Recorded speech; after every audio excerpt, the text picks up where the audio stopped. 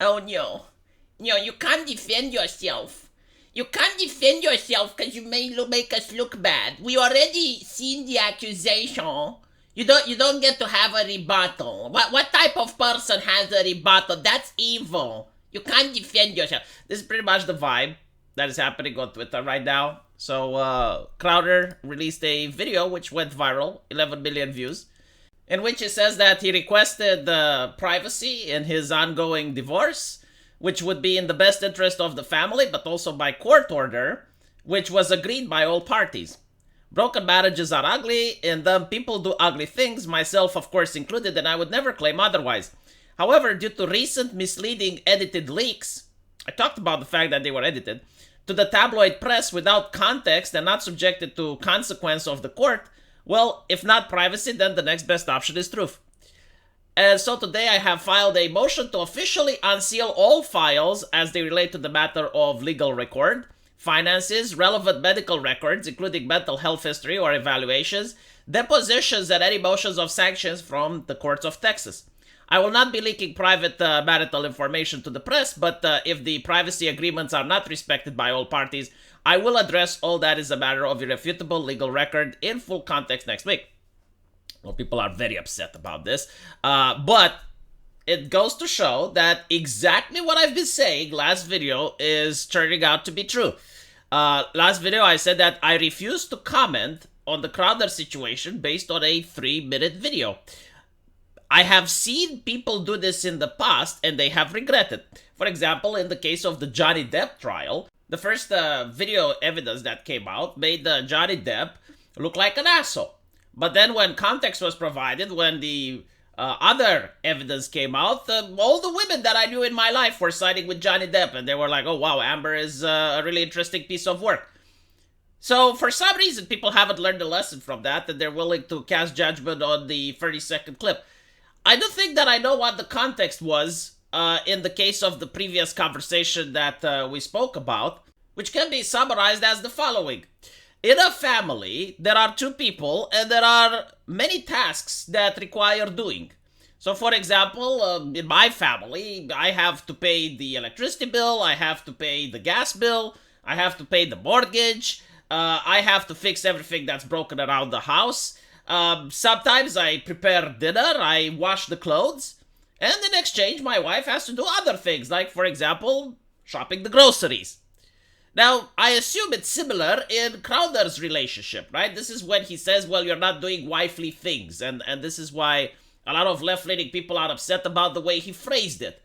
But there are things which one party should do, and there are things which another party should do, regardless of how you call them, right? Like the tasks should be completed by two people in a relationship. That's why there's two, right?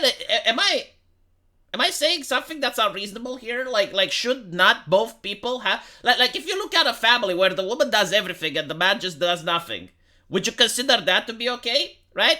Now, a lot of people say, well, she was pregnant. It's like, yeah, but like, the left itself, feminist itself, would say that women who are pregnant aren't bedridden. Like you can still do things such as going out shopping for groceries, showing the fact that she actually did get in a car and left the house. So she was able to go out and shop for the groceries. Like, we're not talking like she was suffering from cancer or suffering from something where she would be bedridden.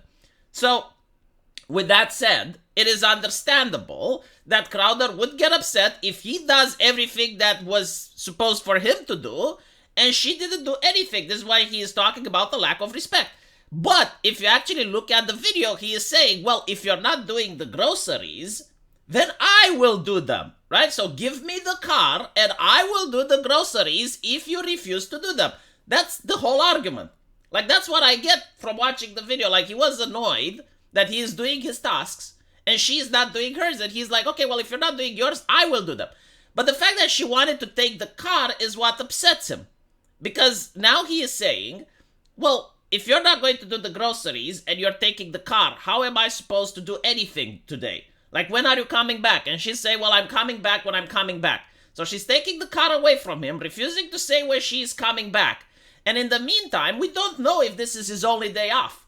Like, it's quite possible that A person as busy as Crowder, which is running his own company, has people working for him, doesn't have that much time off. So in his day off, she's taking the car, making him isolated in his house, unable to actually do anything. So he's saying, it's like, okay, well, take an Uber then, right? Because he probably needs the car to do the groceries. And she refuses to do that. Now, with this context, wouldn't it be more understandable why he would snap?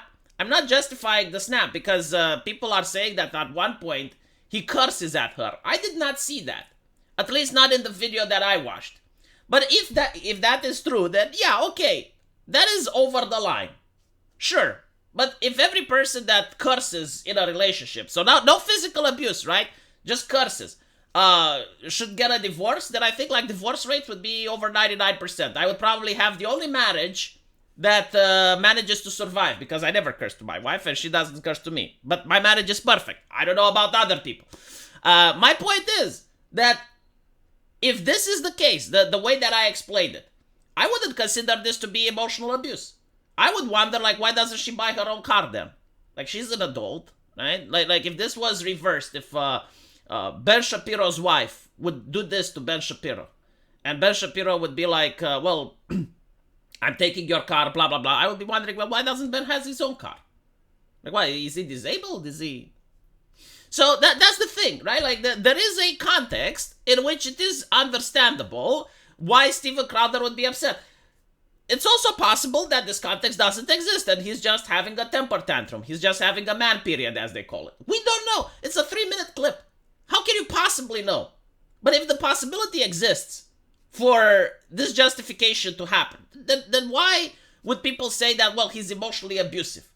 I wouldn't say emotionally abusive. Like, a lot of people in his situation would act the same, right? Like, if I don't do my duties around the house and my wife goes, it's like, okay, well, fine, you know, I will do your duties then. You know, I will go grocery shopping and I will tell my wife, no, I'm taking the car out and I'm coming home whenever. She will get upset. Like, she will definitely start reacting in a way probably worse than Crowder is reacting, and it will be justified.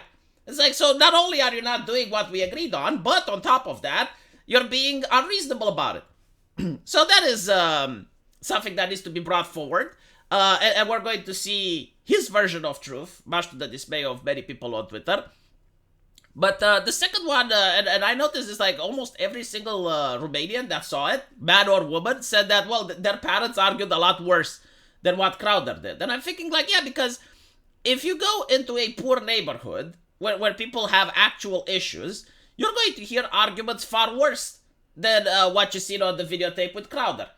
But no one wants to talk about them because they're not interested. The only reason that people are even bringing this up is because it's Crowder. And they believe that he should lose his YouTube channel because he's getting a divorce.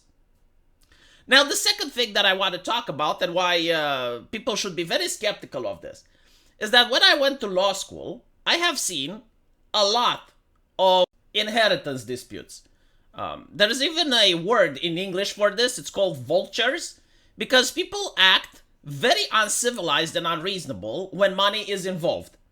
So when the father passes away and you have the sons coming up to the inheritance, you can have like some individuals which helped each other their entire life, which have friendships that lasted for decades, but the moment money is involved, literally, the moment money is involved, they will start cursing at each other. They would sometimes even be violent towards each other. This is what happens when we're talking about inheritance. It turns brother against brother. It turns children against surviving parents. It's nasty.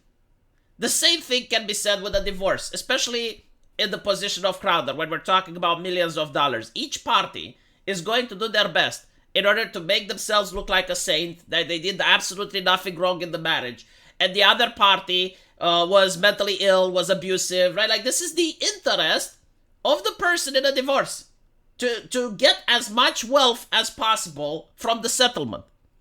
So when you're showing me video footage taken from their own private home, the question is, who could have leaked it? Who has access to that footage in order for the leak to happen? Well, if it's their private home, I assume it's Crowder and the wife, right? Like, does that make sense? Is there anyone else that has access to the footage? So the person leaking it, Will they show footage that makes them look bad? Will they ever show like the context? No. They're going to show the footage that they can selectively take from years worth of footage, because it's a private security camera. So years worth of footage, you get to pick that moment that makes the other person look unreasonable, and you're going to send it to the press. I mean, that's what I would do, you know, like any other person in that situation, which is going through a divorce and money is involved, would probably do something similar, right? Because you're interested in showing, like, look, I'm a saint. Look how much abuse I was getting. Of course I'm getting a divorce, right? Because you want to convince the judge to give you more cash. I mean, let's not pretend that's not human nature. Again, just look at the brothers, like their own flesh and blood, and how they behave when they have a large inheritance. Or even a small inheritance, but it's like a house or something with emotional value. Like, father died and he's got this house, and one brother wants to sell it, another brother wants to keep it. Like, it's really nasty. And it's the same with divorce. Anyone that went to court knows about this. And of course, you know, people on Twitter are absolutely livid. They're like, oh, well, I call the woman crazy. All men do that. It's like, well, yeah, but like, what if there's actual medical records claiming? I don't know. Like, we'll see. The way he's speaking about it seems that there may have been court records. But still, it is what it is. And I do appreciate that left-leaning people all of a sudden defend pregnant women. Like, that's a plus. But as you can see, Crowder is trending, like 100,000 tweets. That's a lot. We're going to monitor the situation. And I'll let you guys know what I think. And thank you for watching this. And I'll see you in the comment section. Take care.